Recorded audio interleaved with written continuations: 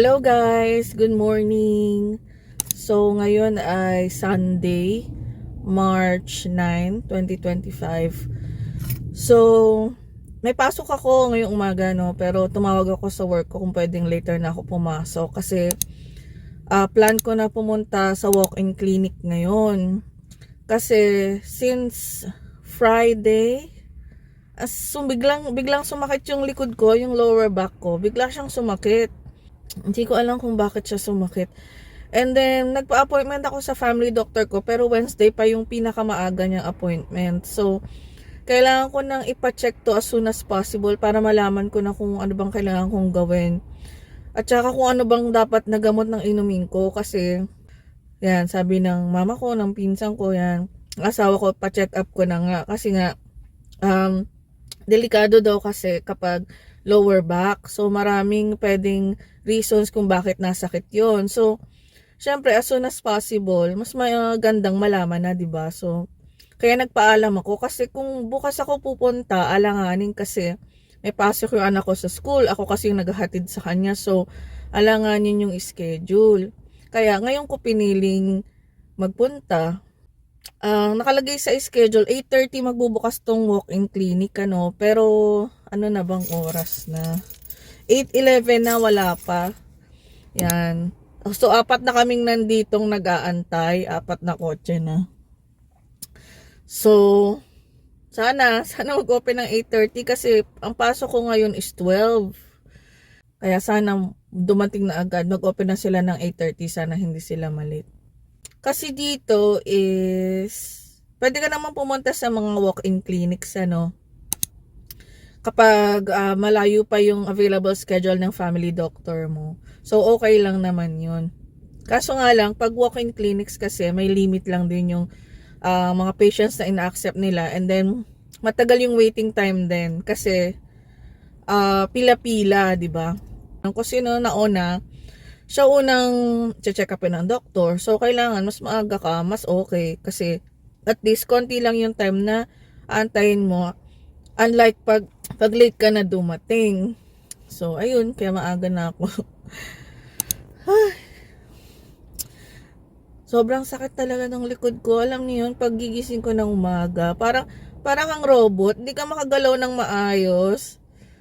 Tapos parang pinupush yung likod mo, yung pinupush na ganun.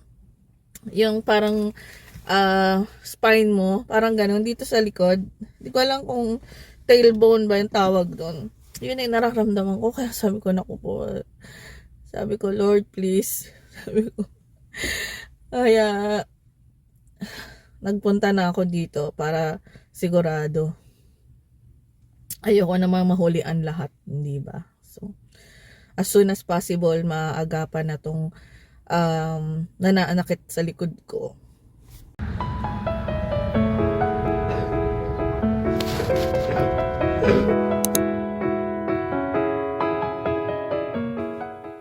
Hello guys! So, nandito ako ngayon sa loob ng clinic. Nantay ko lang yung doktor. Kasi isa lang yung doktor na mag-check sa amin lahat. So, mahaba na agad yung pila. Kasi nga walk-in nga lang. So, much earlier, mas maganda. Diba? So, mabilis lang din to. Sige guys, mamaya na lang ulit.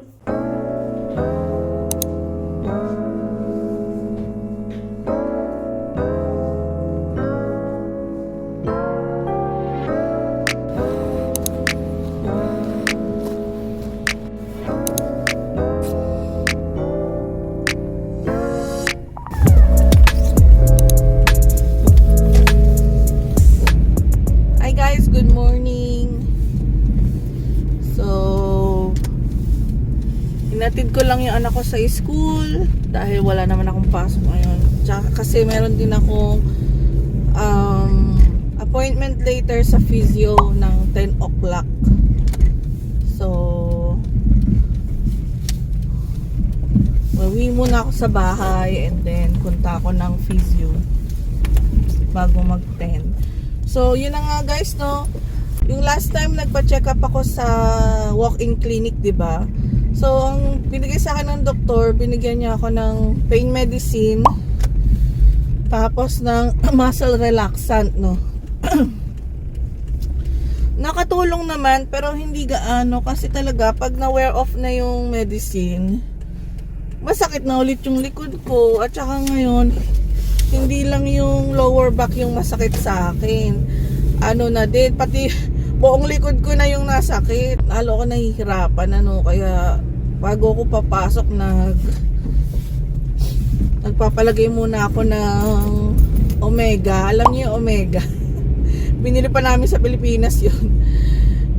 Yun, nagpapalagay ako ng Omega sa likod ko kay mama ko. Tapos, inom ako ng pain medicine na binigay sa akin ng doktor sa walk-in clinic. Tapos, hopefully ngayon, pagpunta ko ng physio, makatulong yung physio, no, sa aking pananakit ng likod ko. Yun. So, yun yung update, no. Hindi ko alam kung bakit.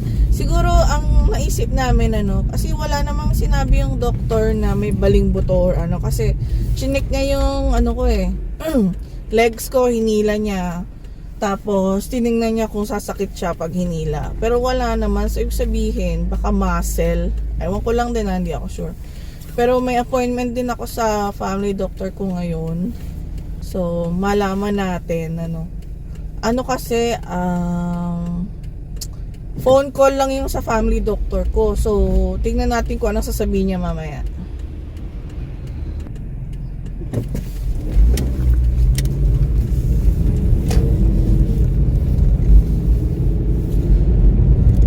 Yun. So, hopefully, gumaling na yung sakit ng likod ko. At saka, yun pala, sabi sa akin is, kailangan ko mag-lose ng weight. So, tama naman. And ngayon kasi nag-struggle ako mag-lose ng weight. Actually, matagal ko ng plano yun. January pa lang sabi ko sa sarili ko, kailangan ko na mag-lose ng weight. Dahil, kumbaga sa base sa height ko, obese na ako, no. So, kailangan ko na mag-lose. Especially dito sa tiyan ko, malaki kasi yung tiyan ko. So, parang lahat ng fats nandito sa aking tiyan. So, doon ako nahihirapan. Yun ang struggle ko ngayon pag-lose ng weight. Kasi, ang number one na carbohydrate sa kinakain ko is kanin, di ba? Tayong mga Pilipino, kanin talaga tayo. Umaga, tanghali, gabi, kanin. So, doon ako nag-i-struggle. Kasi parang natatakot ako na pag hindi ako kumain ng kanin, parang magugutom ako. Alam niyo yun, na hindi masasatisfy yung craving ko, parang gano'n. So, yun yung gusto kong gawin. Mag-lose ng weight.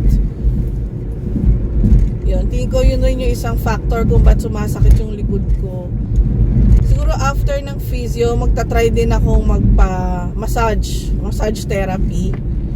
Tapos, maybe chiropractor, hindi ko alam, pero we'll see. Yan. Ang kagandahan naman kasi doon, no, sa mga therapy na yon, sa mga massage, ganyan, is, free lang yon actually.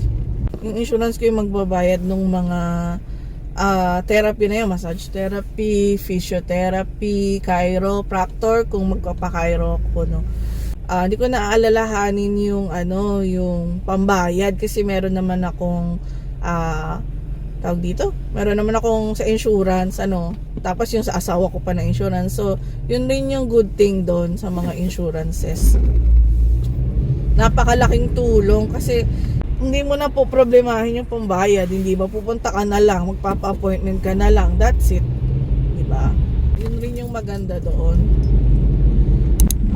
Yun lang guys. Sige, mamaya ulit. See you later.